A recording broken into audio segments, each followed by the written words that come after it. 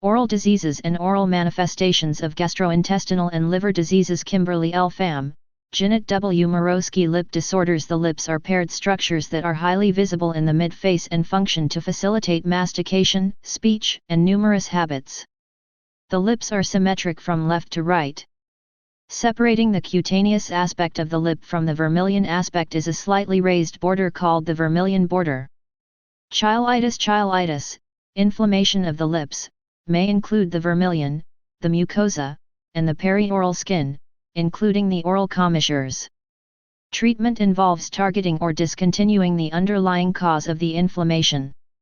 Angular cheilitis, angular cheilosis, angular stomatitis, presents as painful edema and fissures due to inflammation and irritation at the oral commissures. Vitamin B2, riboflavin, or iron deficiency may cause cheilitis. Infections may cause irritation to the lips. Oral habits like lip licking and lip biting may also predispose patients to angular cheilitis. 1. Exfoliative cheilitis, chronic chapped lips, is a chronic inflammation of the vermilion. Patients complain of dryness or itching in the setting of a wide variety of disorders, e.g., atopic dermatitis, psoriasis, chronic irritation, and allergies. Topical glucocorticoids or calcineurin inhibitors may be effective for symptomatic treatment. Contact cheilitis, precipitated by an irritant or allergic recession, presents with lip and perioral edema, erythema, and scale. Fragrances, lanolin, dodecyl gallate, and benzoyl peroxide in personal hygiene products and cosmetics, foods, personal habits, and topical medications, e.g., gentamicin, have been indicated as etiologies of allergic contact cheilitis. The most common allergens include fragrance mix and balsam of Peru. 2. Granulomatous cheilitis is a rare condition that presents with recurrent lip swelling associated with chronic enlargement and firmness of the lips. 3. Lip biopsy shows non-caseating granulomas. Granulomatous cheilitis is associated with Crohn's disease and tuberculosis, and as a component of Melkersson-Rosenthal syndrome, a rare condition characterized by fissured tongue and granulomatous cheilitis, with or without facial palsy and migraine.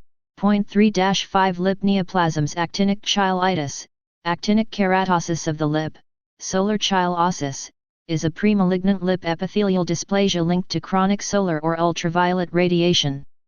Fair-skinned individuals, especially those with occupational exposure, older age individuals, and those with a history of solid organ transplant, with subsequent immunosuppression, have a higher risk of developing actinic cheilitis.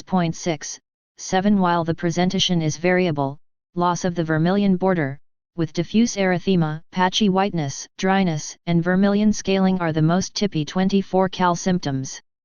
Lip biopsies from multiple sites should be taken, as location and degree of lip dysplasia cannot be predicted by clinical presentation alone. While there are currently no FDA-approved treatments for this disorder, treatment of the entire lip is indicated, as actinic cheilitis may progress to squamous cell carcinoma, SCC. SCC is the most common oral neoplasm and most commonly affects the lower lip. 8 Fair-skinned Caucasians, men, and HPV-16 or 18 infection may predispose patients to this malignant transformation of lip epithelial cells. Because SCC is a high-risk source of metastases, the diagnosis should include staging at initial evaluation. Treatment includes surgical excision and radiation therapy. Salivary disorders. Oral health is predicated on adequate saliva. Saliva facilitates normal functions such as eating, swallowing, and speaking. Saliva also has anti-caries effects, begins the digestive process, and provides antibacterial, antifungal, and immunologic effects. 9-10 Xerostomia. Xerostomia, dry mouth, is a common complaint that results from destruction or atrophy of the salivary glands. Autoimmune disease, Sjogren syndrome, SLE, primary biliary cholangitis, radiation therapy, diabetes mellitus, infection, granulomatous diseases such as sarcoidosis and tuberculosis, chronic graft versus host disease, end-stage renal disease, hemochromatosis, amyloidosis, and Parkinson, as well as a variety of medications. Anticholinergics, H1 antihistamines, tricyclic antidepressants, selective serotonin reuptakes inhibitors, SSRIs, hypnotics, sedatives, antihypertensives, antipsychotics, anti-Parkinson agents, and diuret ICS can cause dry mouth. 11. 12. Xerostomia can predispose to oral candidiasis. 13. It is not surprising that as patients age, the increasing number of medications and associated predisposing conditions may further contribute to the development of xerostomia. 14. Beyond physical exam, salimetric tests measuring salivary flow rate or stimulated salivary production, and salivary gland scintigraphy may be helpful in the diagnosis and therapeutic management of xerostomia. 12. Sucking on sugarless mints and chewing gum helps stimulate increased salivary flow, which in turn assists in debris removal without increasing the risk of developing caries. Patients with xerostomia should avoid sweets and acidic foods or beverages to limit caries induction. Patients should be encouraged to sip water and suck ice chips frequently. Preparations containing 1% sodium carboxymethylcellulose may be used to moisten the oral cavity. Salivary stimulants such as cevimeline, Evoxsuc, 30 mg 3 times daily, or pilocarpine, Saligen, 5 mg 3 to 4 times daily, are effective cyalogogues. 15. Preventative pilocarpine use during radiation therapy may lessen the grade of radiation-induced xerostomia. 16. Acupuncture, intraoral electrostimulation, and hyperbaric oxygen or amifostine for radiation therapy patients are emerging further management tools. 12. Sjogren syndrome. Sjogren syndrome is a chronic autoimmune disease classified by the triad of xerostomia, keratoconjunctivitis sicca, dry eyes, and arthritis, but other systemic effects, extraglandular, are recognized. See Chapter 37. 15. Over 4 million Americans are affected, with women outnumbering men by 9:1. Sjogren is characterized as primary when no other disorders are present or secondary when other systemic diseases are present. Oral manifestations of Sjogren syndrome are due to destruction of the salivary glands by a lymphocytic infiltrate that results in diminished or absent saliva, resulting in difficulty chewing, odynophagia, diminished taste and smell, mucosal erythema, increased incidence of dental caries, oral candidiasis, and salivary gland calculi. Marginal zone lymphoma, a non-Hodgkin lymphoma, is the most serious complication of Sjogren syndrome.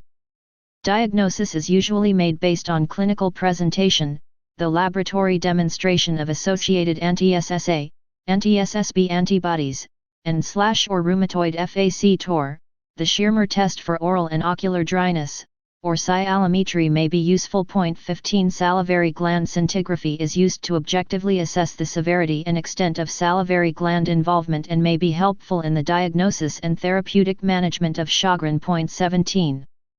Treatment strategies for general xerostomia are also helpful in the management of Sjogren-induced xerostomia.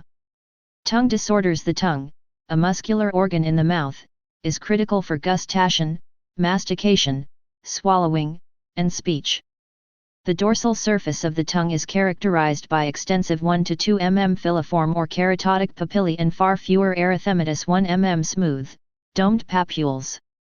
In individuals of color, benign pigmentation of individual fungiform papillae may be present. Glossitis, glossidynia, and oral dysesthesia. Glossitis, inflammation and irritation of the tongue, occurs in a heterogeneous group of disorders, box 24.1. Patients may Fig 24.1 glossitis in a patient with diabetes mellitus and malabsorption. The tongue is smooth, depilate, and red. Angular cheilitis is also present. Complain of lingual pain, glossidynia, or a burning sensation, glossopyrosis. Loss of filiform papillae results in a spectrum of changes, from patchy erythema with or without erosive changes to a completely smooth, atrophic, erythematous surface. Fig 24.1. Median rhomboid glossitis manifests as an asymptomatic, well-defined erythematous patch in the mid-posterior dorsum of the tongue. Candida infection, predominantly with Candida albicans 18, may present with a loss of the filiform papillae. In such a pattern, glossidynia is defined as pain in the absence of clinical or histologic evidence of inflammation or irritation and may be associated with anxiety or depression. Glossidinia occurs commonly in postmenopausal women, but hormonal replacement therapy is of little value. 19 Serologic evaluation for hypomagnesemia, vitamin B2, vitamin B9, folic acid, or vitamin B12, cobalamin, deficiency, as well as a complete medication history, may occasionally yield a correctable cause. 20 Box 24.2 may be used as a guide to considerations in the treatment of both primary and secondary causes of glossidinia. Olanzapine may be a treatment option. 21 Oral dysesthesia, also known as burning mouth syndrome, is characterized by a burning sensation in the tongue and oral cavity and most commonly affects postmenopausal women. 22 The pathophysiology of this condition is not yet well understood. However, oral dysesthesia has been linked to vitamin B3, niacin, vitamin B12, and zinc deficiency, diabetes mellitus, hyperthyroidism, and Sjogren.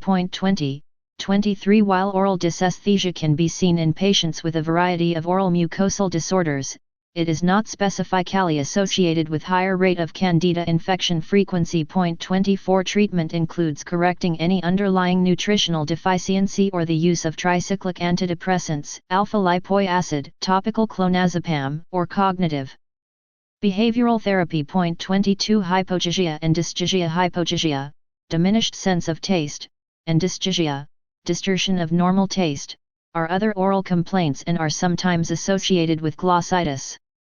Hypogeusia and dysgeusia have been attributed to various neurologic, nutritional, and metabolic disorders, including eosinophilic granulomatosis with polyangiitis, a large number of medications, and aging. 25-27 Hypogeusia has even been noted in otherwise healthy children. 28 Tobacco smokers, denture wearers, and patients with anxiety or other psychiatric disorders commonly complain of hypogeusia and dysgeusia. Radiation therapy to the head and neck may result in altered taste.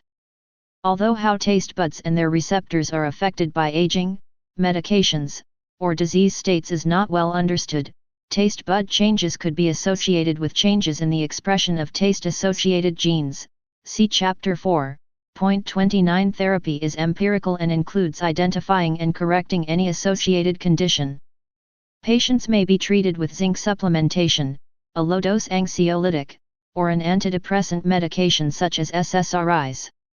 Paradoxically, tricyclic antidepressant medications block responses to a wide range of taste stimuli and may contribute to clinical reports of hypogeusia and dysgeusia. 21, 30 Geographic tongue, benign migratory glossitis, erythema migrans, glossitis areata migrans, is characterized by loss of filiform papillae, forming irregular patchy configurations that resemble geographic landmarks on a map. Geographic tongue has been linked to changes in lingual microbiota ecology. 31 Or as an oral symptom in patients with psoriasis associated with fissured tongue. 32 Patients may complain of pain or difficulty in eating acidic, spicy, or salty foods. Recurrent episodes are common. Histologically, spongiosis and neutrophilic microabscesses are found in the epithelium, with no evidence of candidiasis. Treatment consists of topical anesthetics, magnesium and aluminum hydroxide, Maalox, protective coatings, and topical glucocorticoids, along with control of the underlying cutaneous psoriasis if present.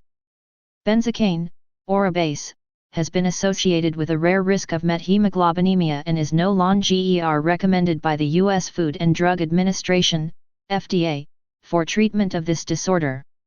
Geographic tongue is benign and has no known associations with malignancy.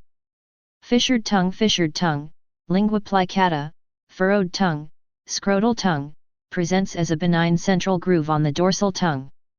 It is commonly seen with aging but is also associated with geographic tongue, Sjogren syndrome, and Melkersson-Rosenthal syndrome, characterized by fissured tongue, granulomatous cheilitis, and migraines, with or without facial palsy. Food and bacteria may get trapped in the fissures and lead to halitosis and inflammation. Symptomatic relief may be obtained by gently brushing the tongue after meals and before sleeping. 33 Black hairy tongue. In black hairy tongue, the dorsal surface of the tongue appears yellow, green, brown, or black due to exogenous pigment trapped within the elongated keratin strands of filiform papilla.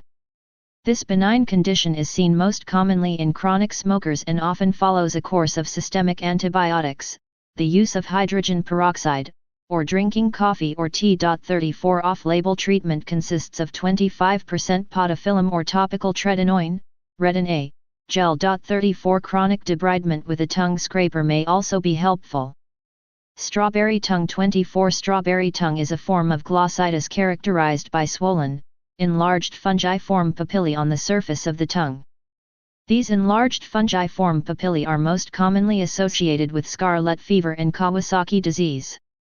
Scarlet fever, caused by an infection with Streptococcus pyogenes, group A Streptococcus, often presents with strawberry tongue in addition to pharyngitis, a sandpaper-like rash, and circumoral pallor. Treatment is with penicillin.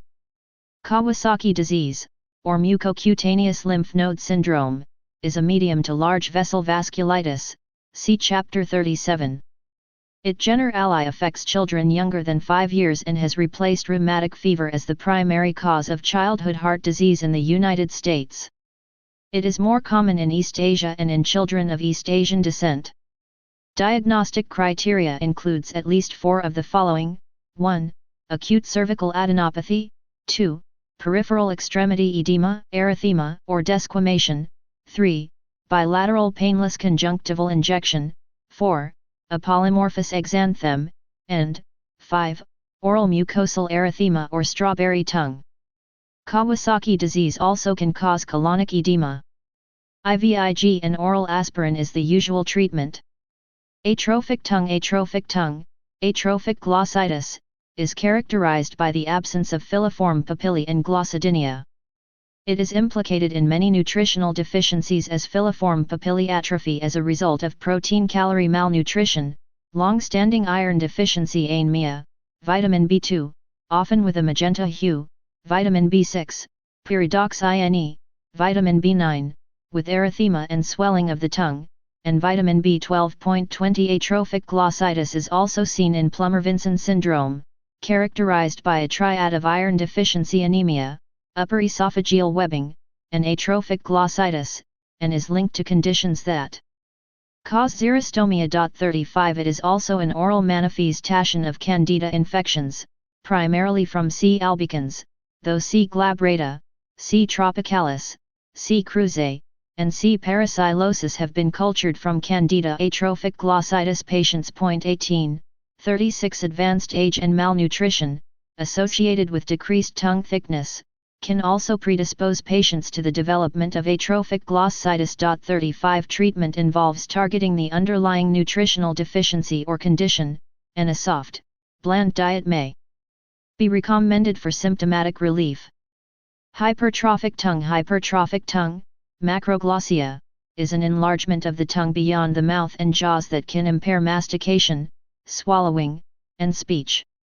It is associated with a number of disorders, including congenital hypothyroidism, acromegaly, Down syndrome, Beckwith-Wiedemann syndrome, and primary amyloidosis. 37 Congenital hypothyroidism can manifest with a hypertrophic tongue and jaundice and progresses to intellectual disability if left untreated.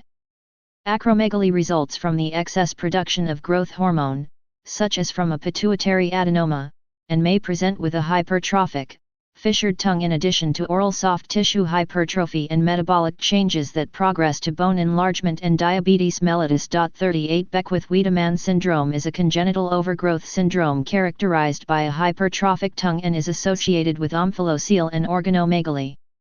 While treatment for macroglossia depends on treating the underlying disorder, surgical management of severe macrogloss-SIA includes anterior wedge or keyhole resection of the tongue. 39 Leukoplakia. Hairy leukoplakia, oral hairy leukoplakia, HL, is an asymptomatic infection with Epstein-Barr virus and appears as corrugated white fig. 24.2 Hairy leukoplakia involving the tongue in a patient with AIDS. Courtesy Dr. Sol Silverman, Jr., DDS, and Dr. Victor Newcomer. Fig. 24.3 Oral leukoplakia and associated squamous cell carcinoma. Plagues on the lateral borders and dorsal surface of the tongue. Fig 24.2. Although HL occurs predominantly in patients with HIV infection, renal and other organ transplant recipients are susceptible as well. See Chapter 36.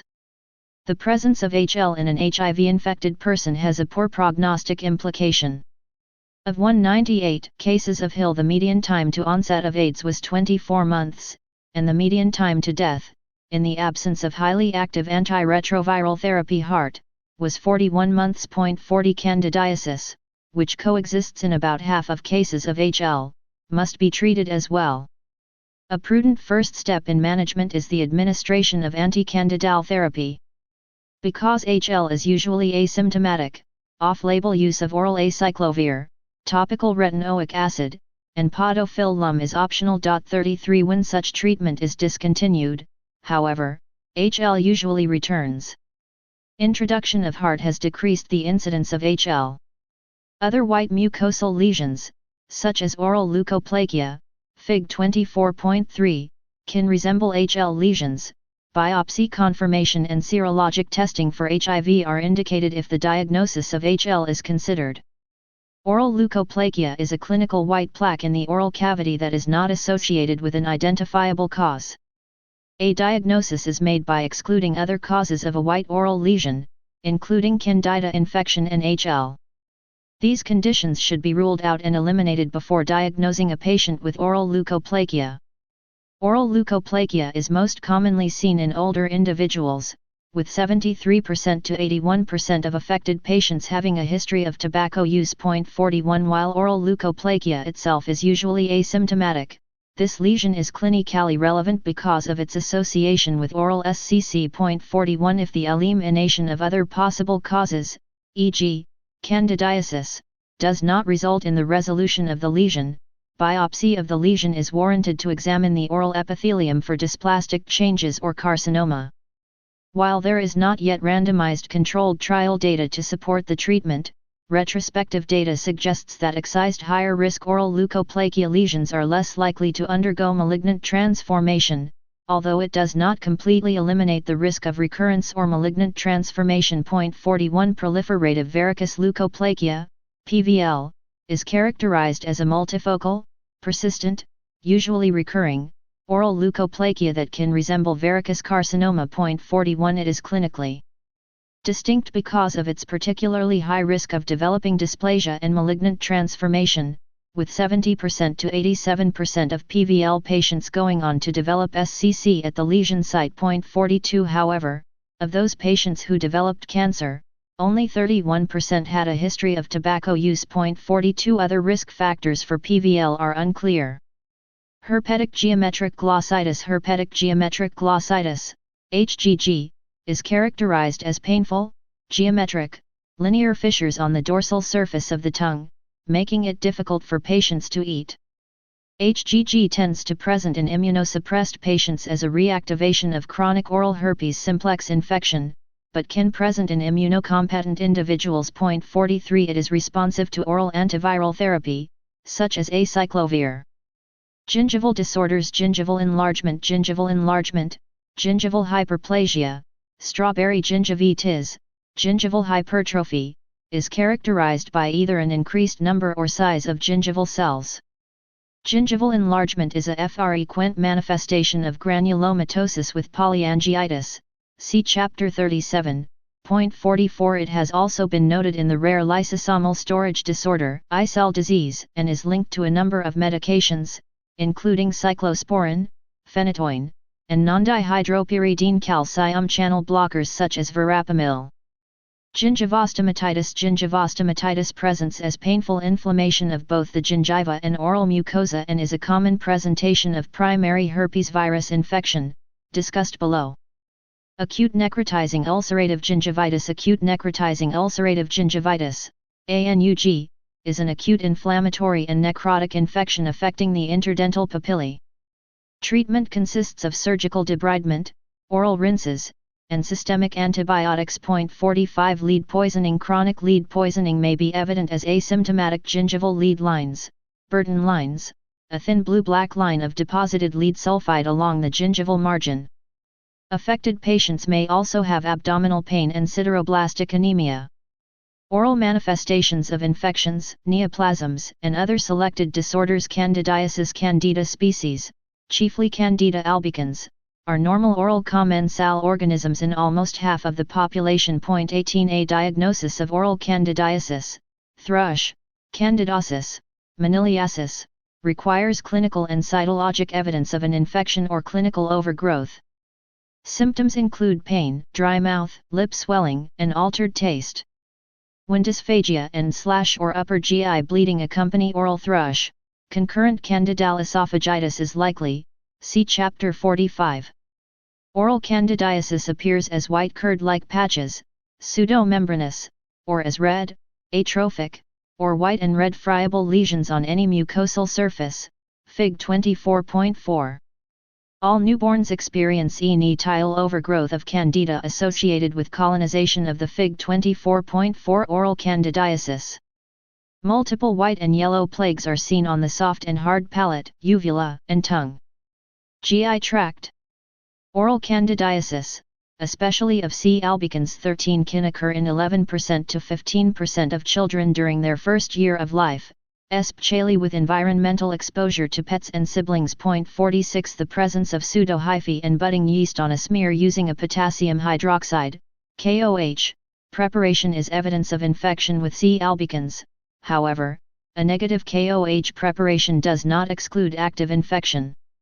Candidiasis can occur during or after initiation of antibiotic or oral glucocorticoid therapy, in denture wearers, during pregnancy, and in patients with xerostomia, atrophic glossitis, diabetes mellitus, Hashimoto thyroiditis, Cushing disease, or familial hypoparathyroidism. 13, 18, 47. Systemic and environmental risk factors include smoking, diet, age extremes, or nutritional deficiency. 13. Immunosuppression caused by AIDS, other debilitating illnesses, or cancer. Chemotherapy may lead to candidiasis. Systemic candidiasis may result when normal barriers to infection are lost. C. albicans is the predominant species cultured. However, C. glabrata, C. cruzae, C. tropicalis, C. parasylosis, and other azole-resistant species must be considered in resistant cases. 48. The incidence of C. glabrata and C. parasylosis varies depending on region, patient's predisposing conditions, and local hospital epidemiology. 48. Cultures are necessary to speciate and to determine resistance. Early treatment of oral candidiasis relieves the symptoms and prevents systemic spread of localized disease, commonly noted in patients with advanced HIV infection or immunocompromised transplant patients, as discussed in chapters 35 and 36. While C. albicans is the most common cause of candidemia, treatment options for candidiasis include topical suspensions, creams, ointment mints, lozenges, and oral capsules and tablets. Topical treatments are effective in healthy patients when inciting risks have been removed. In denture wearers, regular cleaning of dentures by soaking them in a dilute bleach solution and taking the dentures out overnight are important for clearing infection. However, dosing schedules, unpalatable taste, and the concomitant use of oral appliances may lead to noncompliance and treatment failure. A variety of systemic therapies are reserved to treat refractory disease, immunocompromised hosts, or when topical treatment is precluded by appliances or other factors. See chapters 35, 36, and 45. 13. Systemic antifungals such as ketoconazole and itraconazole are associated with increased potential for adverse drug-drug interactions owing to their strong inhibition of the cytochrome P4503A4 hepatic metabolic pathway, in addition to Table 24.1 distinctions between aphthous and herpetic oral ulcers. Condition: mucosa location: aphthous ulcers, uncharatonized lateral tongue, floor of the mouth, labial and buccal mucosa, soft palate, pharynx. Herpetic ulcers: keratinized gingiva, hard palate, dorsal tongue. Increasing in vitro resistance 49 and are therefore less frequently utilized in patients requiring chronic prophylactic therapy. The most common HIV-associated infection of the mouth is candidiasis, see chapters 35 and 45. Herpes virus infections: primary herpetic gingivostomatitis is caused by HSV type 1, occasionally, type 2. Primary infection occurs in up to 90% of the population before puberty. The illness is often mild and mistaken for a routine upper respiratory tract infection. It may include varying degrees of fever, malaise, and adenopathy, together with oral and gingival ulcers. Lesions may appear on the lips. They generally heal in 1 to 2 weeks. Management is palliative, but acyclovir, 400 mg 3 times a day, may shorten the course and reduce severity. Secondary bacterial infection is common and can be treated topically. Recurrent oral labile HSV is caused by reactivation of virus that had been dormant in regional ganglia, with no associated increase in HSV antibody titers. Episodes may be precipitated by febrile illnesses, sunlight, and physical or emotional stress. Recurrences vary in frequency and severity. Typically, the lesions involve the lips, cold sores, and are preceded by several hours of prodromal symptoms such as a burning sensation, tingling, or pruritus. Vesicles then appear but soon rupture, leaving small, irregular, painful ulcers. Coalescence of ulcers, crusting, and weeping of lesions are common. Intraoral recurrent herpetic ulcers occur on keratinized mucosa, i.e., hard palate or gingiva, see Table 24.1. They appear as shallow, irregular, small ulcerations and may coalesce. Labial and oral herpetic ulcers normally heal in less than 2 weeks. Recurrent HSV is the most common cause of recurrent erythema multiforme. HGG, discussed earlier, is an additional manifestation of this HSV reactivation.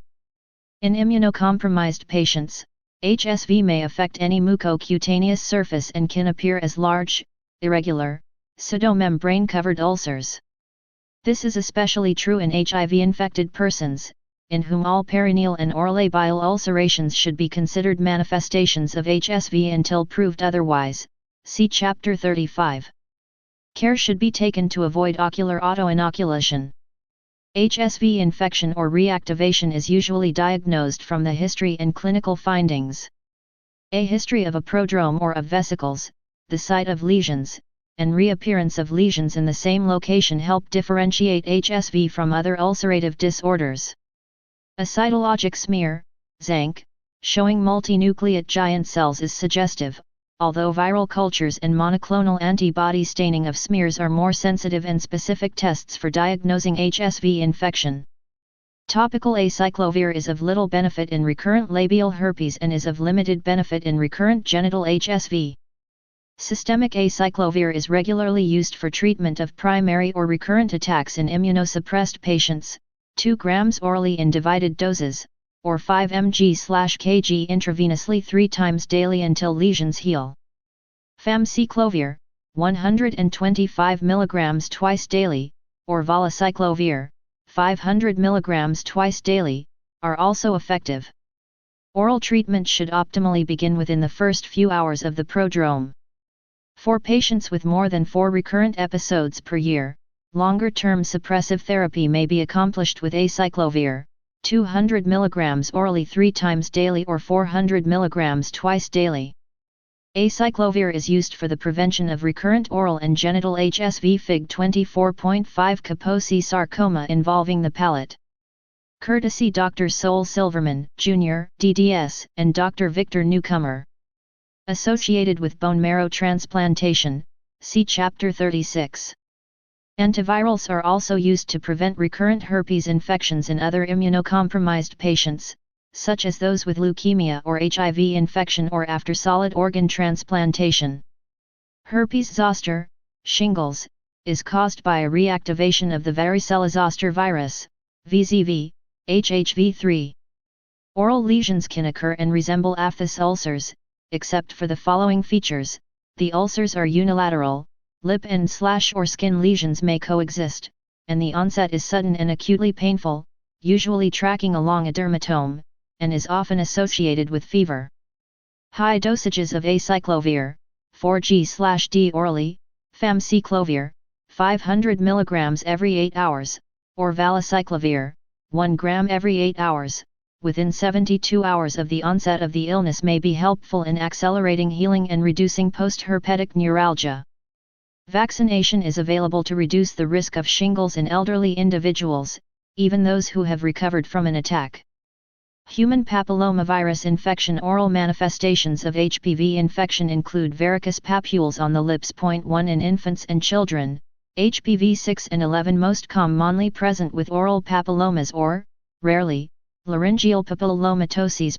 50 Malignant transformation to verrucous carcinoma has been reported in 3% to 5% of cases, but nearly all cases are associated with previous radiation of the papillomas. While current evidence supports the view that HPV can be transmitted vertically from mother to child, caesarean section is not indicated to prevent HPV transmission. HPV vaccination reduces the incidence of HPV infection. Kaposi sarcoma. Kaposi sarcoma, KS, is a common consequence of HIV infection and is caused by infection with human herpes virus 8. A significant decline in the incidence of KS occurred during 1996 and 1997, which corresponded to the introduction of HAART. Although KS is usually found on the skin, more than half of patients also have intraoral lesions, Fig 24.5. The first sign of KS occurred in the mouth in 22% of patients, in another 45%. KS occurred in the mouth and skin simultaneously. 40 Oral lesions may vary in appearance from minimal asymptomatic, flat, purple, or red macules to large nodules. The hard palate is the most frequent location, followed by the gingiva and tongue, see Fig 24.5. Other HIV-related conditions. Other oral conditions associated with HIV infection include lymphoma, extensive oral, genital, or cutaneous warts, recurrent aphthy, chronic mucocutaneous herpes simplex virus, HSV, infections, lymphocytic infiltrates of major salivary glands leading to secondary Sjogren syndrome, and drug reactions including drug-induced Stevens-Johnson syndrome, and ANUG.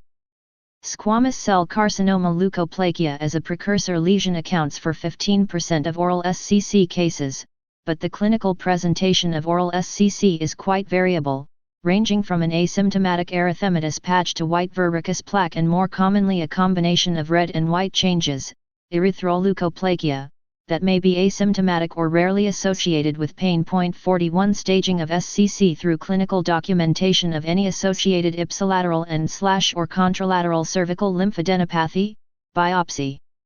An imaging is warranted. Treatment involves surgical resection of affected regions with adjuvant radiation or chemoradiation therapy. 41 Inflammatory bowel disease. Crohn's disease is an inflammatory disorder that can involve the entire GI tract with transmural inflammation and non-caseating granulomas. See chapters 115 and 116. Oral manifestations of Crohn's disease occur in 4% to 14% of patients and include aphthy, Fig 24.6. lip fissures, cobblestone plagues, cheilitis, mucosal tags, and perioral erythema. Patients may also complain of metallic dysgeosia. Aphthosis occurs in approximately 5% of patients with Crohn's disease, and the lesions are clinically and histologically indistinguishable from typical aphthy. In comparison, aphthosis and perianal perifistular ulcerations are not seen in ulcerative colitis. In rare cases, Crohn's disease may be associated with granulomatous cheilitis, discussed earlier. Pyostomatitis vegitans, see Fig 25.4, is a specific marker of IBD, both of Crohn and ulcerative colitis, and may precede the GI symptoms by months to years. 51 Pyostomatitis vegitans is characterized by pustules, erosions, and vegetations involving the labial mucosa of the upper and lower lips, buccal mucosa, and gingival mucosa, as well as the skin of the axillae, genitalia, trunk, and scalp. Histologically, intraepithelial and subepithelial eosinophilic miliary abscesses are characteristic. Superficial pustules coat the friable, erythematous, and eroded mucosa of the oral cavity, least commonly the floor of the mouth and tongue. Symptoms may be severe or minimal. Eosinophilia and anemia are common.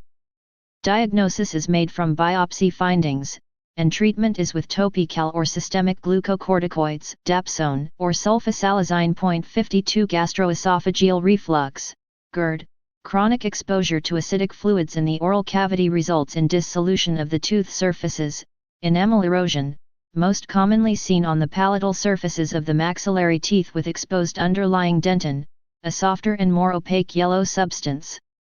The teeth become sensitive to temperature changes as a result of the enamel erosion. The prevalence of caries is not increased in persons with GERD, possibly because the acidic environment interferes with the formation of dental bacterial biofilms. Erosion of enamel is irreversible. The most effective medical therapy in adults is proton pump inhibitors, though H2 receptor antagonists may be beneficial. Patients may also benefit from decreased consumption of acidic foods and beverages. Liver disease jaundice may be seen orally in patients with chronic liver disease, where the oral mucosa may appear yellow due to deposition of bilirubin into the submucosa. The sublingual and soft palate mucosae are very thin, and they are often first to develop this yellow hue. Examination of these regions may provide useful diagnostic clues in patients with darker skin or physiological conjunctival pigmentation. Fig 24.6, A. Multiple minor aphthous ulcers. B. A major aphthous ulcer. Recurrent aphthous ulcers, RAUS, recurrent aphthous stomatitis, canker sores, are painful shallow ulcers, often covered with a grayish-white or yellow exudate and surrounded by an erythema 2 margin. In immunocompetent individuals, they appear almost exclusively on uncharatinized oral mucosal surfaces, see Table 24.1. Rarely, RAUS may occur in the esophagus, upper and lower GI tracts, and anorectal epithelium. RAUS are the most common cause of oral ulcers and develop at some time in 25% of individuals in the general population and recur at irregular intervals. 3 clinical forms of aphthous ulcers are recognized: minor aphthy, most common; major aphthy, less common; and herpetiform aphthy, least common. Minor aphthy typically are smaller than 5 mm and heal in 1 to 3 weeks, see Fig 24.6a. Major aphthy may exceed 6 mm, see Fig 24.6b, and require months to heal, often leaving scars. Herpetiform aphthy are 1 to 3 mm in diameter, occur in clusters of 10 to hundreds of ulcers, and resolve quickly. 53 The mechanism for development of RA is thought to be multifactorial, with precipitating factors including 1. Immunologic abnormalities, such as celiac disease and increased allergen presentation caused by impaired constitutive oral barriers, putatively from sodium lauryl sulfate use in dental products. 2. Chronic trauma, such as from ill-fitting dentures. 54. 3. Deficiencies of iron, folate, and/or cobalamin. 20. 4. Genetic predisposition. 5. Stress and anxiety. 6. Allergies to foods or medications, such as to cyclooxygenase 2, COX-2, inhibitors or sertraline, and 7. Xerostomia. 20,53 Helicobacter pylori infection may be associated with RAUS, as eradication of H. pylori from the stomach appears to be associated with a reduction of recurrences of canker sores, as well as a decrease in the number of ulcers and days of symptoms. 53 Morphologically identical. Aphthous lesions, aphthy, aphthosis, may be seen in patients with IBD and in Behçet syndrome, discussed below. The workup for RAUS may include, as directed by history and review of systems, a complete blood cell count, erythrocyte sedimentation rate, serum iron and ferritin, serum folate and B12 levels, KOH stain, Zank smear, viral culture, biopsy of coexisting skin lesions to exclude infection with HSV, and colonoscopy to address the possibility of IBD. Histologically, lesional tissue shows an ulcerated mucosa with chronic mixed inflammatory cells. Management of RA includes palliative and curative MAA of sodium lauryl sulfate-free dental products. 55 A gluten-free diet ensures. First, deficient vitamins, if found, should be replaced. Auth is required for patients with gluten-sensitive enteropathy, C24 otherwise, patients should be advised to use multivitamins with iron and avoid crusty, salty, or spicy foods to minimize irritation of oral lesions. Using soft toothbrushes, repair of dentition, and other measures to avoid unnecessary oral trauma should be instituted. Analgesics and topical anesthetics such as 2% viscous lidocaine may be helpful, along with topical bismuth subsalicylate, cowpectate, and sucralfate to protect lesions and accelerate healing. Aphthous ulcers can be treated effectively with a topical glucocorticoid, such as fluocinolone, Lidex, or clobetasol, Timovate, gel or ointment. Second-line therapy includes colchicine, 0.6 mg 3 times daily, tetracycline 250 mg 4 times daily, cimetidine, 400 to 800 mg/d, azathioprine, 50 mg/d, or thalidomide, 200 mg/d. Short courses of systemic prednisone, 20 to 60 mg/d, are reproducibly effective when more conservative approaches are not satisfactory. An elimination diet may be helpful for patients with allergic reactions to certain foods or medications, including a trial Chapter 107. Dexamethasone elixir, 0.5 mg/5 ml, doxycycline rinse, 100 mg/100 ml, or chlorhexidine gluconate oral rinse, 0.12 n/15 ml, may also be helpful. Behçet disease. Behçet disease is a small vessel vasculitis characterized by Rous, genital ulcerations, uveitis, and erythema nodosum, see Chapter 37. Recurrent oral aphthous ulcers are the most common symptom of this disorder and are usually accompanied with genital aphthous ulcers. These genital aphthous ulcers tend to be larger, more painful, and carry a higher risk of scarring than oral ulcers. 56 Rare GI manifestations include mucosal inflammation and ulcers, USU-ALI localized to the ileocecal region, and hepatic involvement secondary to Budd-Chiari syndrome. 56 Because Behçet disease may be mistaken for complex Rous, especially in non-endemic areas. Table 24.2 Selected nutritional abnormalities and associated oral findings. Nutritional abnormality causes. Clinical features: riboflavin deficiency, vitamin B2, alcohol abuse, GI disease, chlorpromazine, erythema of pharyngeal and oral mucous membranes, atrophic glossitis with a magenta color, glossidinia, chyle-ossis, angular chylitis, niacin deficiency, vitamin B3, inadequate diet, medication, e.g., isoniazid, congenital defects of tryptophan transport in intestine and/or kidneys, carcinoid syndrome, mucosal edema, chyle-ossis, angular chylitis, bright red glossitis, burning mouth, gingival erythema, dental caries, 4DS, dermatitis, diarrhea, dementia, death, pyridoxine deficiency, vitamin B6, advanced age, atrophic glossitis, alcohol abuse, chyle-ossis, chronic renal failure, angular stomatitis, liver disease, gingival erythema, malnutrition, folate deficiency, vitamin B9, malnutrition, malabsorption diseases, e.g., celiac, IBD, medications, e.g., methotrexate, valproic acid, atrophic glossitis with erythema and swelling of the tongue, angular chylitis, tongue soreness or burning.